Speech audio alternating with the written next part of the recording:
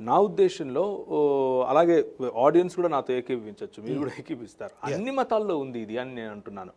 అన్ని మతాల్లో ఇంక్లూడింగ్ క్రైస్తవ మతం. క్రైస్తవత్వంలో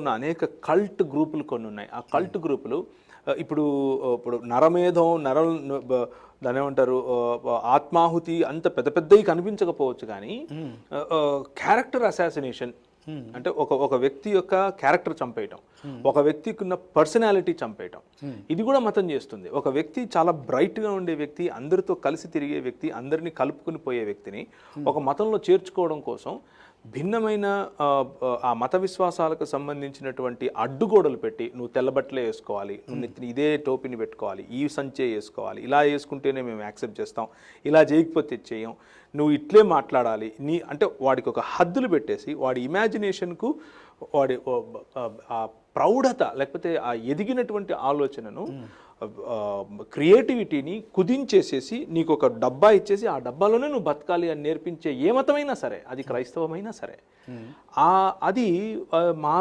మానవాళికి ముప్పు తెస్తుందే తప్ప దానివల్ల లాభం లేదు అన్నది నా అభిప్రాయం.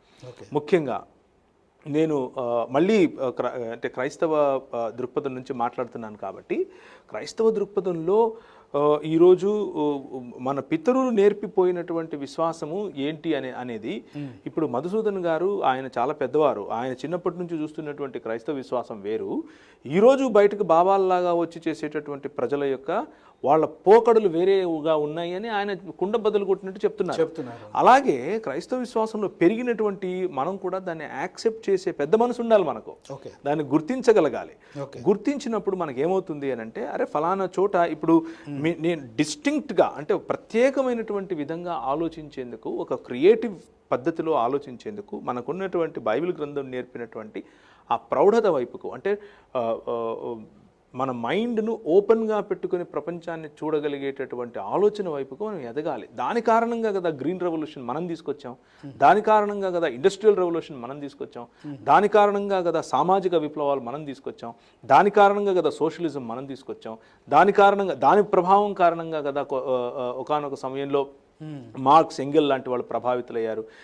ఇదంతా కాకుండా ఇదంతా కాదు, నువ్వు చచ్చిపోతే పరలోకం వెళ్ళిపోవాలి కాబట్టి ఇదంతా వదిలేసి నువ్వు ధ్యానము, ప్రార్థన, చప్పట్లు, దాన్ని ఏమంటారు, నలుగురు ఒక చోట గుమిగూడండి, తావిలాలు పంచుకోండి, మనం ఒకనొక రోజు చచ్చిపోతాం, పరలోకం వెళ్ళిపోదాం అని చెప్పేది నా ఉద్దేశంలో మతమౌఢ్యమే. అలాంటి మతమౌఢ్యం నుంచి క్రైస్తవ కూడా ఉందండి. అందులో మీకున్నదంతా కూడా దేవునికి ఇచ్చేయాలి అని చెప్పేసి కూడా లాక్కునే కరెక్టే ఉన్నారు, 100% ఉన్నారు, నేను ఒప్పుకుంటున్నాను.